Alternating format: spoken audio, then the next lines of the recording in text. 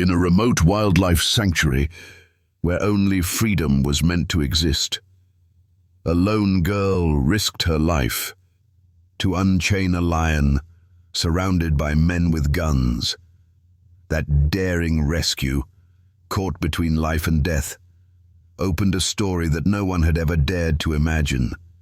It was that very lion who made a decision that left the entire world in stunned silence. Come with me as we step into that incredible journey. Maasai Nyota, a wild land in the heart of Tanzania, stretched endlessly toward the horizon, with vast sweeping plains and ancient baobab trees standing tall. There, Rosa, a young volunteer from Italy, had found her life's mission: to protect the majestic creatures the world was slowly forgetting. Every day, Rosa roamed across the land in her old pickup truck, recording every lion's footprint, every trace of a hunt, every silent story whispered by nature itself. And among the countless lions of Maasai Nyota, one always captured her heart. Kanu, a powerful male lion with a deep brown mane and a long scar stretching across his neck. Kanu was different from the others, calm, intelligent, and in his eyes there was always a strange, quiet thoughtfulness. That day, just like any other, Rosa ended her survey as the golden sunset spilled across the plains. She quietly scribbled notes about the lion pride near the northern river, her heart filled with hope for the changes that science could bring to this forgotten land. But then, night fell, and in the deep silence of Maasai Nyota, amid the howling wind weaving through the gnarled branches, Rosa heard something strange. A soft roar, faint, strangled, coming from the ranger's outpost. A place where there should never have been any animals held captive. Rosa held her breath. Her heart pounded like a drum. Was something happening in the shadows? Something she had never dared to imagine. Rosa slipped quietly out of her tent, her footsteps as soft as a cat's across the cracked, dry earth. A small flashlight was clipped beneath the brim of her cap, guiding her along an old, worn path toward the temporary ranger outpost, a place where rangers rested between patrols. As she approached, Rosa hid herself behind a thick tree trunk. She watched as two guards, casually chatting, switched shifts, then wandered off in the opposite direction. Without hesitation, Rosa seized the moment and slipped inside. The sharp stench of tranquilizers hit her instantly, making her gag. She quickly covered her mouth with her sleeve, and there she saw Kanu, the once mighty lion of the plains, now lying helplessly on the cold cement floor. His 4 legs were chained tightly with rough iron shackles, bolted deep into the ground. The fire that had once blazed in his eyes was now replaced with hopelessness and defeat.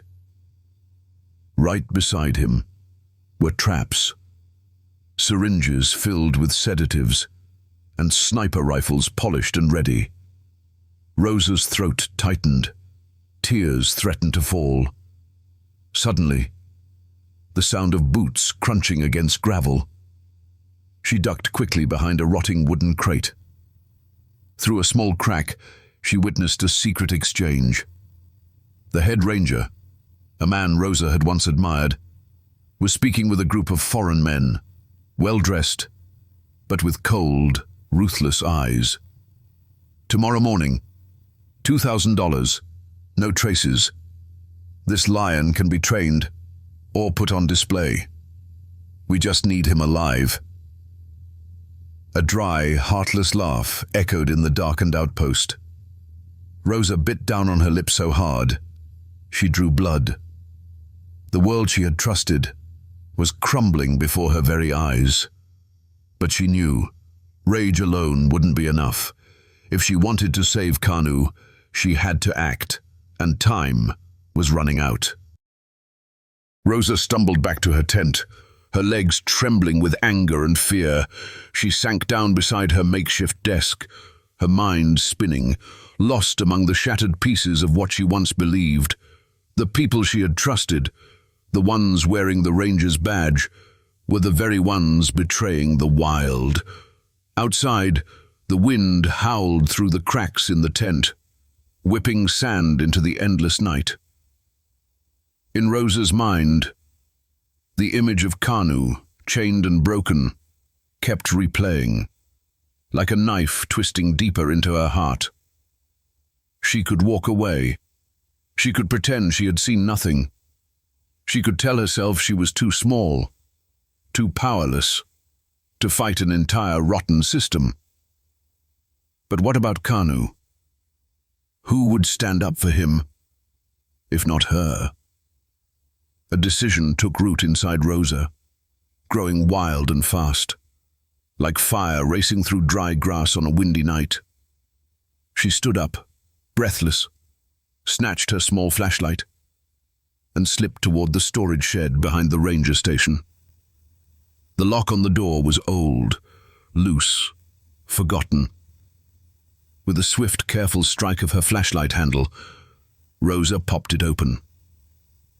Inside, hidden among dusty files and forgotten weapons, she found a keyring. Small hooks labeled with clumsy, scribbled letters. Her fingers flew over them until she found it. Temporary Shack 3, the exact outpost where Kanu was being held. She shoved the keys deep into her pocket, her heart pounding wildly against her ribs. By the time she returned to her tent, the moon had climbed high, casting pale silver light across the doorway. Rosa sat there, clutching the icy cold keys in her trembling hands, staring into the darkness, waiting for the first light of dawn, the moment she would have to act. Would she have enough time to free Kanu before the real predators awoke? The sun had barely brushed the horizon with a thin, golden glow. When Rosa slipped out of her tent, each step as silent as a ghost, moving through the drowsy outpost. The cold bundle of keys weighed heavily in her pocket. The ranger station was still half asleep. A few guards, just finishing their night shift, yawned and shuffled about, paying no attention to her. Rosa crept toward Outpost 3. The old iron lock squealed softly as she slid the key in. A tiny sound. Yet in this tension-soaked air, it echoed like a gunshot. Inside, Kanu still lay there. His heavy eyelids fluttered open, then closed again. The sedatives dragged down his mighty body, making him sway like a ship with broken sails. Rosa dropped to her knees, her hands trembling as she worked to unlock the thick chains one by one, pulling the cold metal from the wounds it had carved into Kanu's skin. Each click of the locks sounded like a thunderclap in her mind. Finally, the chains fell away onto the floor, but Kanu could not stand. Rosa glanced at her watch. Less than an hour before the hunters would arrive. No time to think. She bolted toward the motor pool, her heart pounding like a war drum. An old Land Cruiser sputtered to life with a familiar rumble, like the breathing of the planes themselves. Rosa sped back to the outpost, fighting to lift Kanu's massive weight into the truck bed. Bloodied scratches crisscrossed her arms as she pulled, pushed, and finally tumbled Kanu onto the thick blankets she had laid out. There was no time to hide the evidence. She slammed the truck gate shut, jammed the accelerator, and barreled down the narrow dirt path through the trees. Tires tore into the red earth.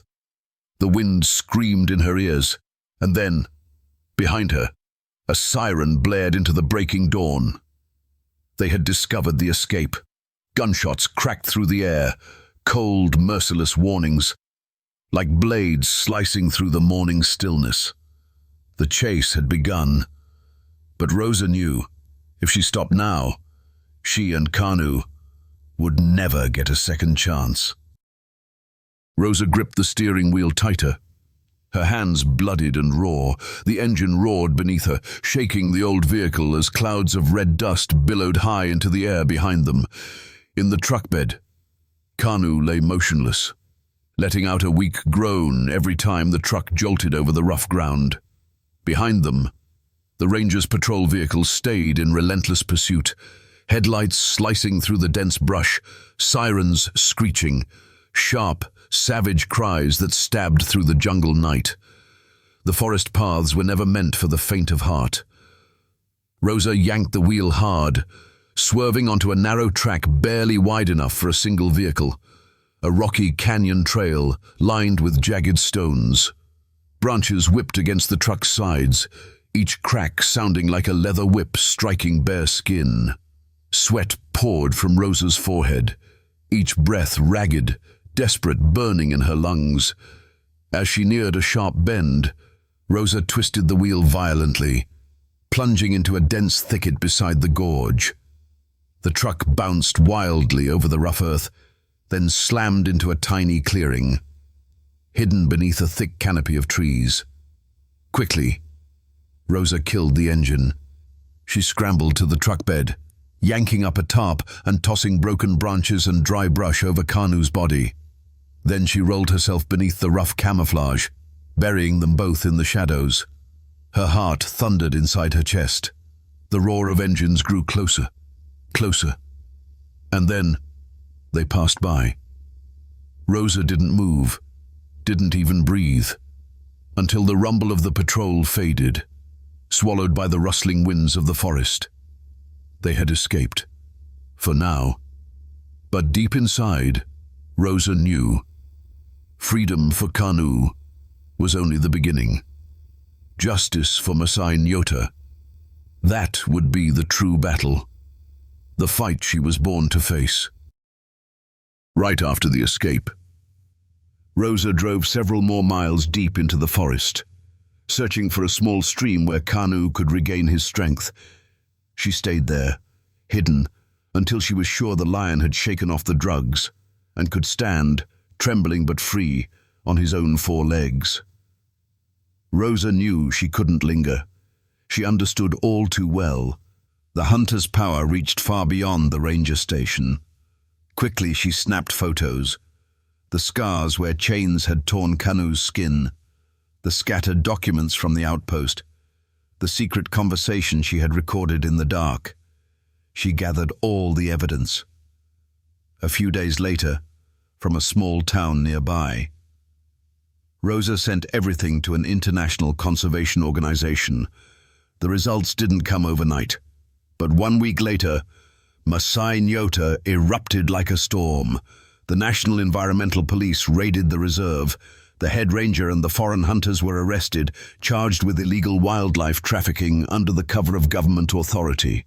News of the scandal spread across Africa, then across the world. But Rosa vanished quietly. She left Maasai Nyota without fanfare, carrying a heart full of scars, but no regrets. 1 month later, during a survey deep within a remote forest, Rosa stopped beneath a hill blanketed in lush green grass. And there, standing atop the hill beneath the endless blue sky, was Kanu, his mane wild and tangled in the wind. His eyes met hers, no longer filled with despair, but with strength and freedom. Kanu let out a low, rumbling roar. A wordless "thank you" carried on the breeze. Then he turned and disappeared into the wilderness, like a king reclaiming his throne. Rosa smiled, her eyes burning red, but no longer with anger, because she knew she hadn't just saved a creature. She had saved a piece of Maasai Nyota's wild, untamed soul. From that day on, Rosa became the coordinator of the Save from Within campaign, dedicated to investigating and dismantling corrupt ranger networks across Africa.